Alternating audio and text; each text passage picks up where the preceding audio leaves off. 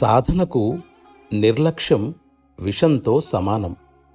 కాబట్టి దానిని ఏ విధంగానైనా సరే వదులుకోవాలి. గురువర్యుల గొప్పతనం మనసుపై స్థిరంగా ఏర్పడి ఆయనతో సన్నిహిత సంబంధాన్ని కలిగి ఉన్నట్లయితే నిర్లక్ష్యం ఎన్నటికీ ప్రవేశించదు.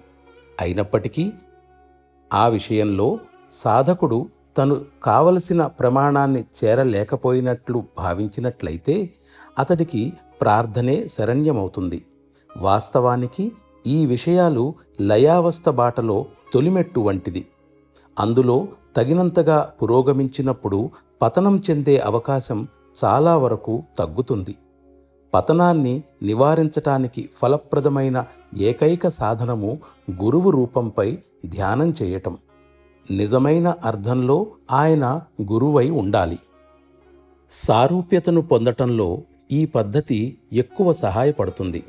ఆధ్యాత్మిక పదంలో అది ఒక అత్యున్నత సిద్ధి. దానిని ఉన్నతమైన లయావస్థ స్థితిగా వివరించవచ్చు.